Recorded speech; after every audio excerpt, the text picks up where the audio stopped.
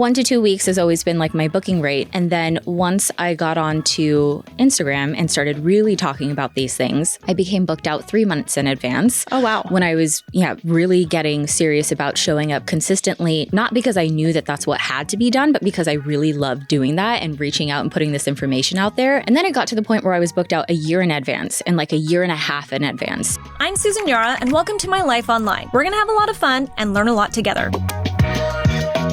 It's funny to think that just a few years ago, nobody talked about their cosmetic procedures online. But now, not only do we always hear about it, but there are experts online who share valuable information about these treatments. And that's exactly what our next guest, Vanessa Lee, does. She's a world-renowned medical aesthetic provider and registered nurse. And while she won't say it, I will. She works on some of the biggest celebrities in Hollywood. And she's also the founder of The Things We Do, which she's going to talk about throughout this episode. Just like me, she used her social media and online presence to grow her small business into the big business that it is today. So in this episode of My Life Online, I hope you find this information valuable, whether you're starting a beauty business or any other type of business, and you're curious about how social media can help you. First off, let's just talk about your business so that everyone knows what it is that you do. Yeah, sure. So The Things We Do, we call it an East meets West med spa. Mm-hmm. So when we say East meets West, it's so funny because I think I was interviewed recently for a magazine and they were like, East meets West because you're Asian? Yeah. And I was like, nice try. It's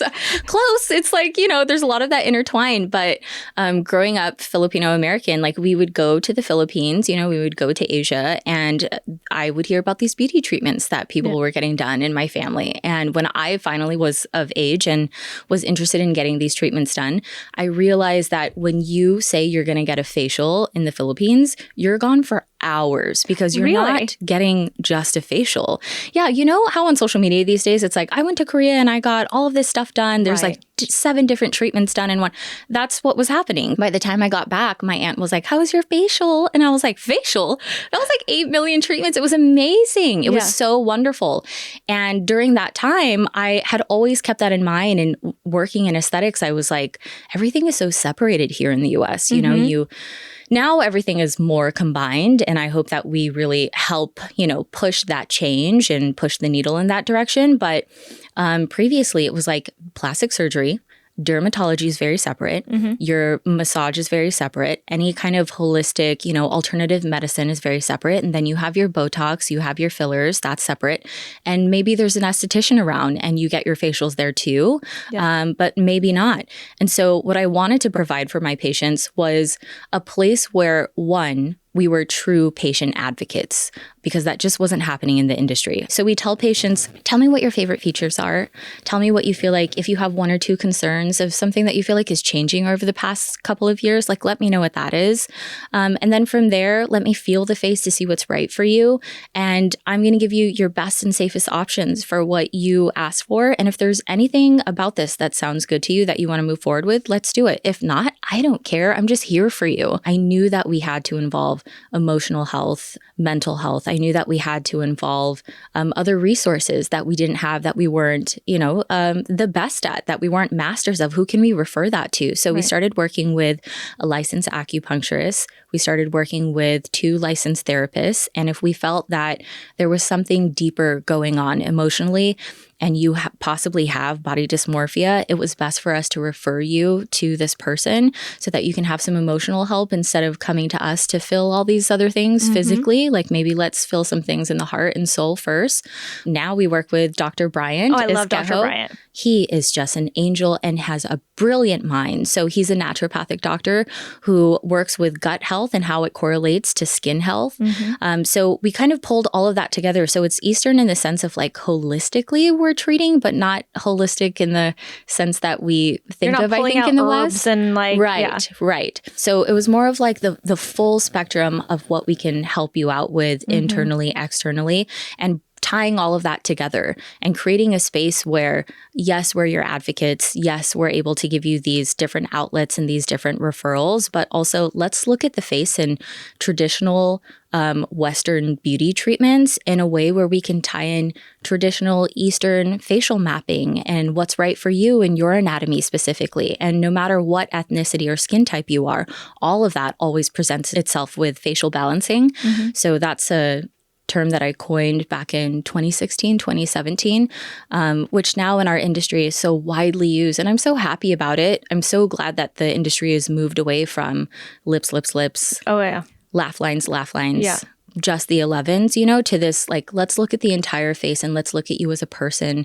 What are your favorite features and how do we highlight those things more? So it's East meets West in all of those things. The reason I wanted you on here is because I feel like your business has really changed with social media. In a lot of ways, you're a content creator. I wouldn't say that content creation is your focus, but it's this, like, it complements the business that you do and how you market it, right? Yeah. So we opened in 2019, technically. And up until that point, I had been injecting as a cosmetic nurse for about 10, 11 years previous to opening.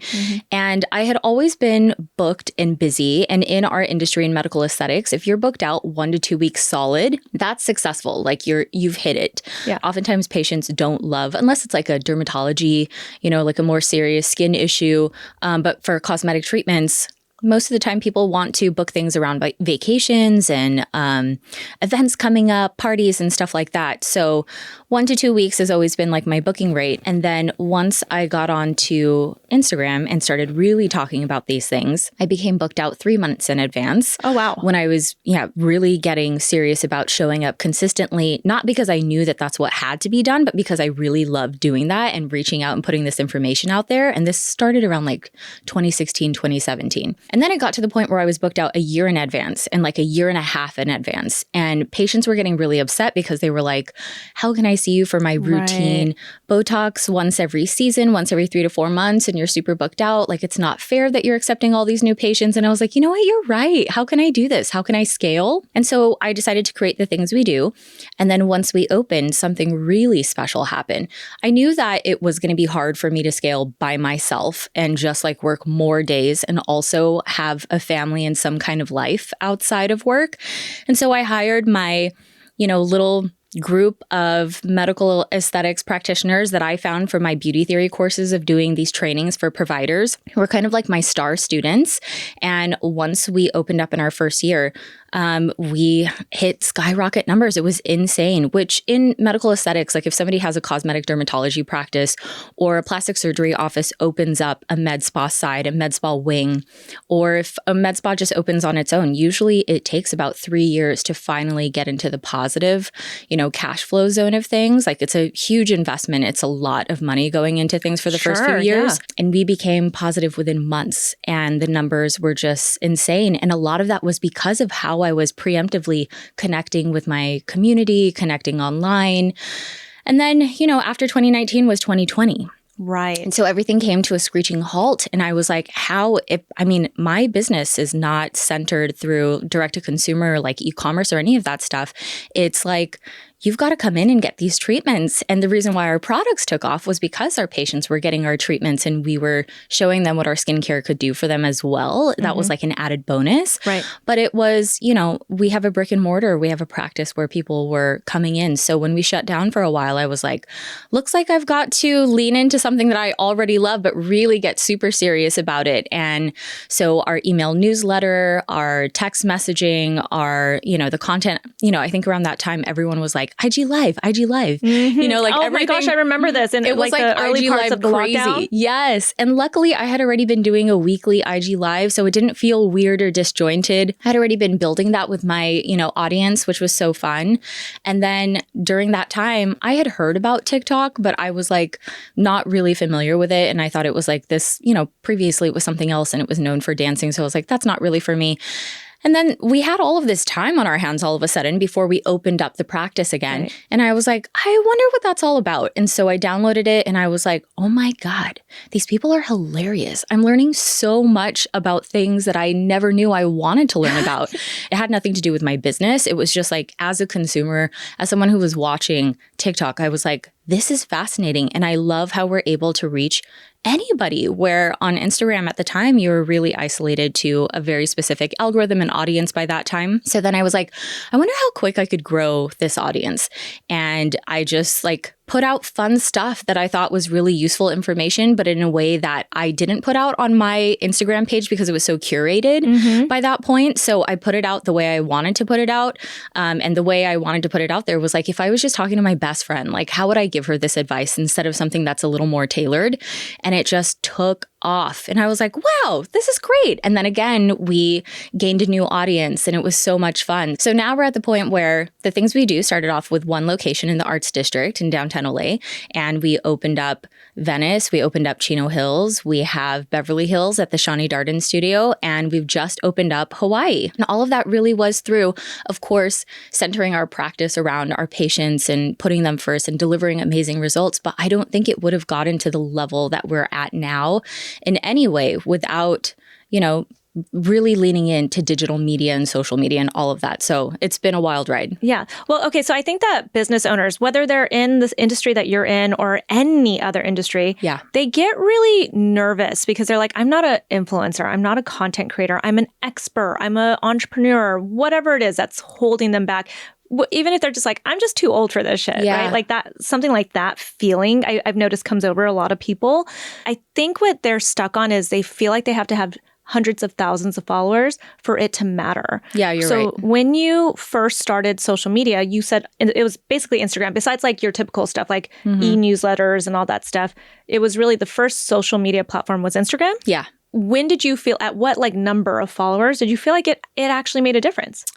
Oh gosh. I'm going to say like within my first like 700 to 800 followers. Yeah. That was like super impactful for me. Like as a business owner, it's something where if you get 20 new people who have eyes on you and 5 of those people come in and within that first month spend $1,000 to $3,000 with you, that changes small businesses. So if you have hundreds, that's majorly impactful. If you have a couple thousand, amazing. I do these talks for, I've done some for the pharmaceutical companies, like Allergan, Galderma, Evolus and stuff, where we buy these, wonderful cosmetic medicines where we're able to do these treatments for patients. So I'll do talks for them and speaking in large audiences of all providers, like RNs, NPs, PAs, MDs, like how can we make social media less scary for them? Like, can you just talk to them, Vanessa, please, about how you've done this and what can they do that's so easily actionable in these next 3 steps that, just give them some kind of formula. Yeah. And my whole thing is like, figure out just who you are, as a medical provider. Are you a little bit goofier with your patients? Do you love to deliver information to them in a way that's really easy for them to understand and is fun for you? Are you someone who's more serious and scholastic and really pays attention to all the studies? And you're kind of overwhelming a patient when you're telling them all of that, but you love delivering that information. You feel like that's what they need. Who are you as a provider? And how would you feel comfortable saying that in little sound bites, in little videos, and putting that out there to your audience? You don't have to put on, a special influencer voice. You don't have to do any of that stuff. Who you are as a provider and what you put out, that's who you're going to attract as far as your patients also. And that's just what matters, is that you're getting your information out there in a way that you feel comfortable with. And that starts off with knowing what you love to do and what you love as far as language and communicating with others, and how to get that information out there is the social media now at this point, and is, digitizing everything. But you've got to just get started and make it easier on yourself. Like, just be yourself. And that's really hard for a lot of people, because I feel like a lot of providers feel like that's for us, though. That's not for everyone out there in the world. And so whatever your comfort level is, like, tighter it to that and put it out there, and then just show up consistently and grow it as you feel like it's right for you. I work with dermatologists. Yes. I've had the experience with dermatologists where they wanted to promote their practice because they have other doctors or other nurses or estheticians working under their practice, and they want to make sure they're busy because they're too jammed to take on new clients, new patients, all that. So they feel like to scale, they need to get everybody else under them going. Yeah. But I constantly would tell, there was this one specific derm years ago, I would constantly tell her, you have to be the person on camera. We can't just put up anybody. Like, it has to have this person that centers this account. and the practice. So you have to be the person on camera. You have to be the person that's showing these techniques, that's educating, doing all this. And she just could not wrap her head around that because she's like, but I don't want to promote me. I want to promote the rest of the practice. What do you have to say about that? So I completely agree with you. I made the same mistake as this person originally. And I was like, if I'm going to scale and I have these other locations, I need to make sure that the forefront of the page is all of the providers and just education on treatments without like my face on it, because I don't want people like over requesting me or Vanessa's the main authority and she's the only person I can see. And so we did that for a while and we saw that we were growing at a steady rate, but it wasn't as explosive as our first year. And so someone I was working with in social media was like, you need to put your face on there more. And I was like, but that's exactly what you told the derm. I was like, I don't know. I just don't feel that's it. And I was like, okay, well, you can keep doing the same thing and you're going to get the same results, or you can switch it up and listen to me and just try it out for a few months and see what happens. And I was like, fair. I love a social experiment. So I was like, okay, great. So we started leaning into more of, videos of me talking about generally the same exact things that we were posting already, but just with me in them. And sometimes it would be a video of fully just like my face explaining something. Sometimes it would just be my voice and a pop-up of my face here and there, but like a behind the scenes reel of like what was going on in office as far as the treatment. And our numbers were taking up very quickly. Like it was very obvious that it had to be me talking about these things. Some of the videos would be me with the other providers, but some of them weren't. And it really wasn't just my numbers ticking up. That wasn't the point. The point was everyone else was getting busy.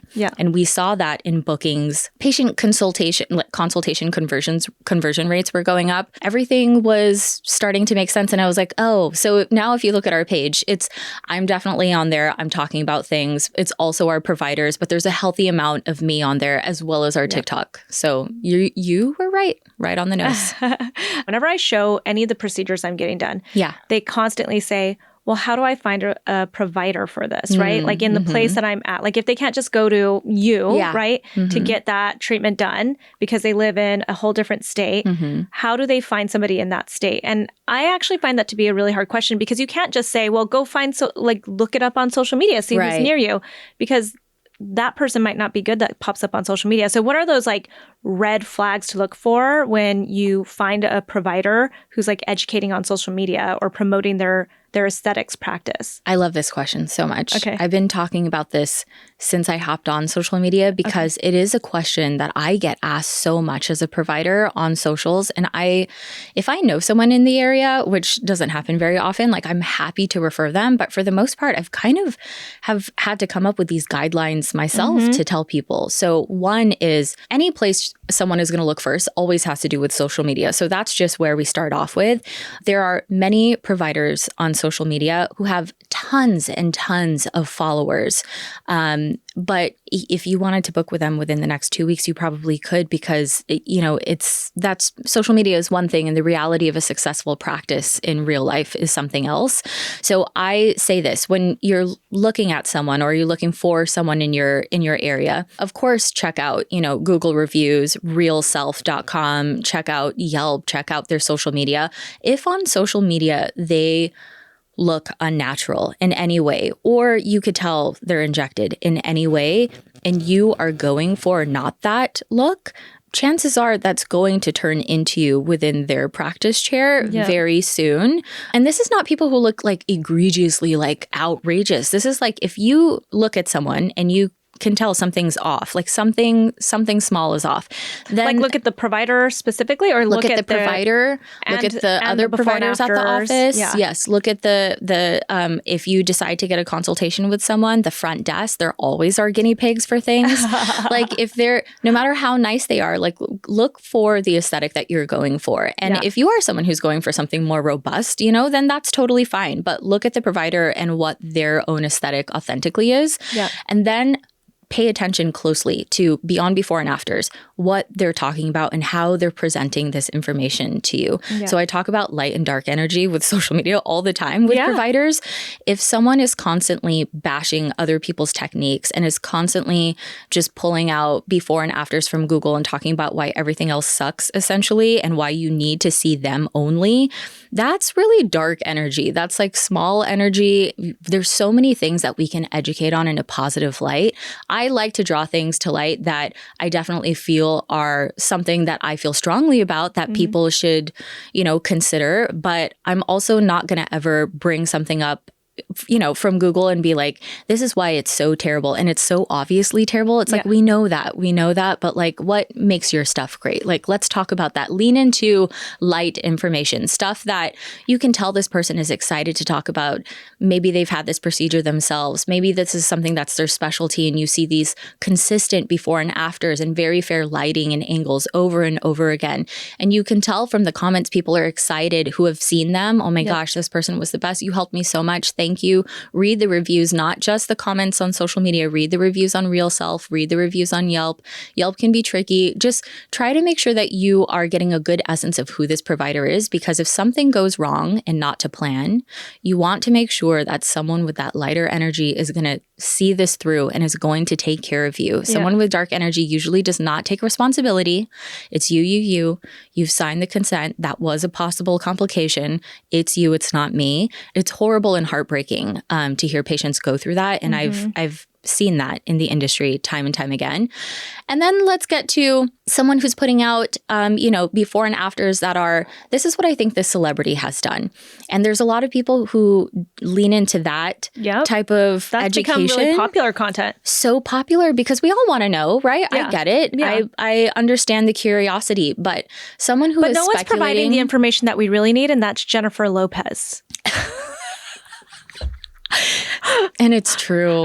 We want to know who Jennifer Lopez is going to. Just tell us. It's fine. So if someone is constantly putting out before and afters of celebs and what they're speculating on what this person has had done, you guys, there's no real science behind that. First of all, they're saying, I think this person has had this done. Here's a before and after. And then it gets a ton of traction because it is showing, or maybe it's not showing, that someone has had something done in the public eye. And it drums up a lot of comments. And that's what it does. That doesn't mean that provider can deliver beautiful, safe results to you consistently. They can just be opinionated. That's right. And let me tell you what, as someone who treats a lot of celebrities, when I see these, I'm like, wow, you got that all wrong. That's so insane, right? Oh my gosh, have you ever seen your own patient pop up on someone's 100 times? And this is what I think is the compliment to. And is your patient J-Lo? No, kidding. I can say on camera, it is definitely not J-Lo. But hey, call me if you need me. Yeah. So what I see is, and here's someone who hasn't gotten anything done. This person has aged so gracefully. And I'm like, oh, wow, really? Because I'm her girl and we've done some stuff. Yeah. So it just goes to show, like, maybe some obvious things out there, putting that on social media and having that drum up a lot of controversy and conversations around, it doesn't translate to someone who is going to be a great provider for you. Right. Things to look out for are someone who is excited to educate, someone who has great before and afters, someone who, when you start asking your friends or family or other providers in town, how do you feel about this person? There's an outstanding reputation that this person has. They're a good person. This person took care of me. This person took care of my aunt. All of that stuff, besides all of the research online, is extremely important. And then go in for a consult. Consultations these days can be free, and they can also cost up to a couple $100. I think this is your face. Yeah. It's completely worth it to put that money there. What ends up happening usually is that you end up loving that person and you're going to do something with them if you feel drawn to them enough after doing all that research behind the scenes. But I think it's totally worth it. Like when I ended up looking for someone who was going to do my mommy makeover, or someone who was going to do my breast lift, like I researched like crazy and I was like, I will pay for all the consults. I need to make sure that whoever is taking care of me is going to make sure, one, I survive. Because, as a mom, you have all these crazy thoughts. Yeah. One, I survive. And then two, that I look as amazing as possible. And then three, if something goes sideways, I need someone to take care of me and make sure that they're going to see this through.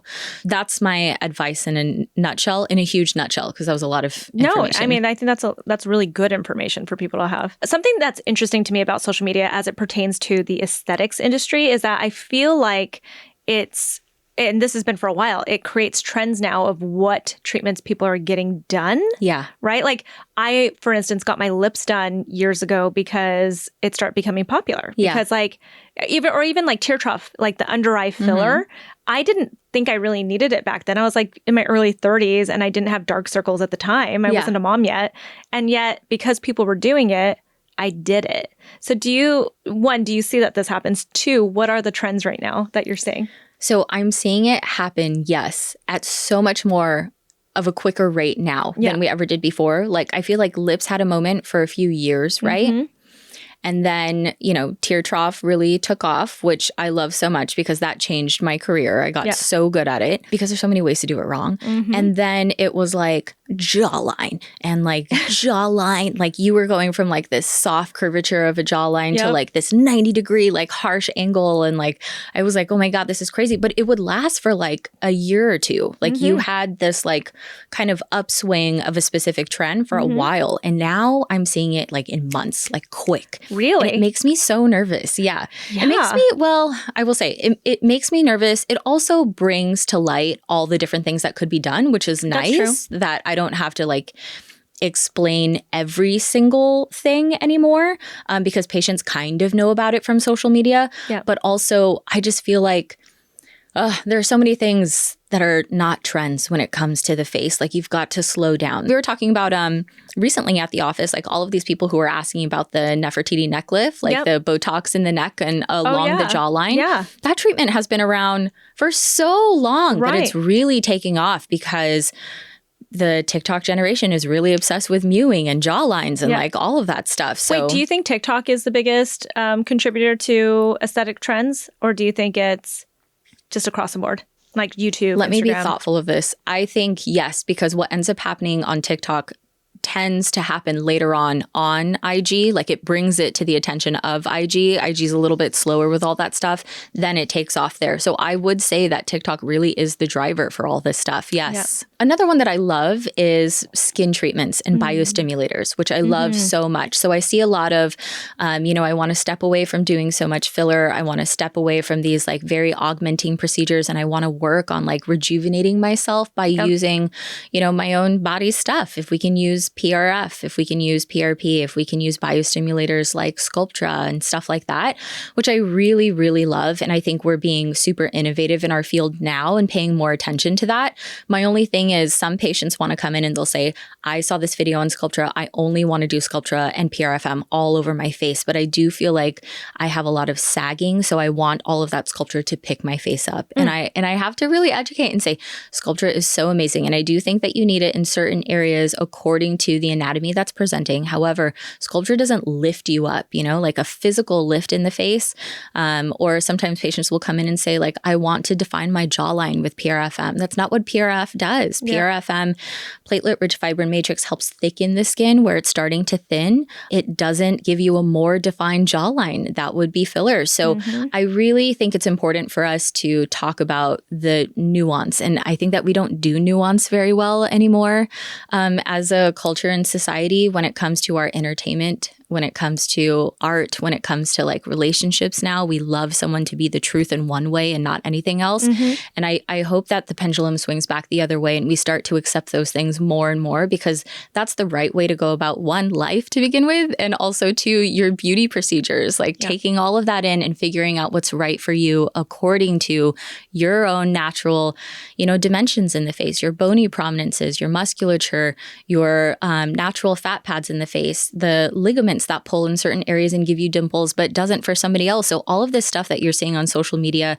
who was like, someone is on here saying, this is the truth and it was the wonderful truth for me. That's probably, it could be right for you or it could be the total opposite for you. So let's lean into that nuance. Let's lean into that customization. When I started my YouTube channel, I remember there was like no one posting, at least not really well-produced educational content around cosmetic procedures. It was one of the reasons why my channel grew is because people wanted to learn about this, because back in the day, like you couldn't even get a celebrity to admit they were doing Botox. Right. Like just like a decade ago. Not even, Now it's like everyone does Botox. Nobody cares like if they say that they do Botox, right? Everyone does Botox in entertainment, and those who say that they don't, they also get Botox. Yeah. I just want to make that clear for everyone.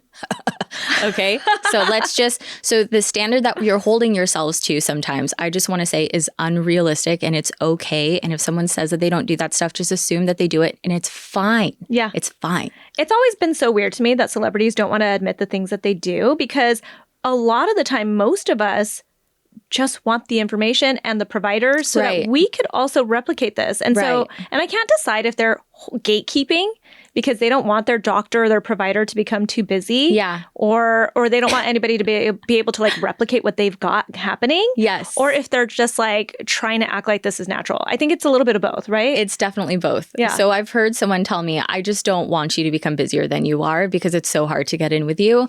And then someone has also told me, like, it's just a personal choice. I don't care for everyone to know like my every single beauty secret. Well, that's like, it's true. for me. And I was like, that's fair too. Whatever. Like, I'm a medical provider. I think it would be different if I was like a makeup artist, you know, and I'm like doing your face every single day. And like, that's my art. And like, I never get a shout out. And instead you're talking about your esthetician. Maybe that might hurt me, you know, when it's like, but I still think it hurts me a tiny bit when people don't mention me, if I'm being honest. But I also know as a medical provider, that's your choice. And I really don't care. You know, it's one of those things. But I will say people, almost everyone who I know of in the industry who's getting great work, not by me, not just by me, by other great providers, our patients are also just not wanting to talk about things. And that's their choice. But it is what it is. I know.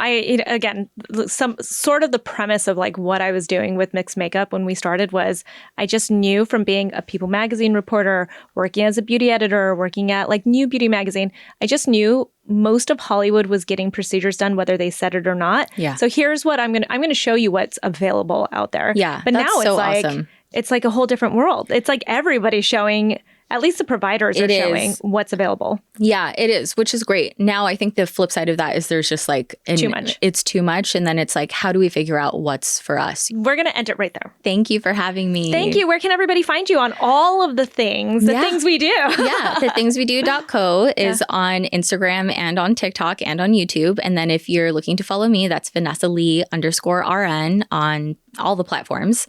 And we're in Southern California as far as our treatment spaces go, and in Hawaii now. So exciting. Oahu at Salt at Kaka'ako, which is so amazing. I love that area.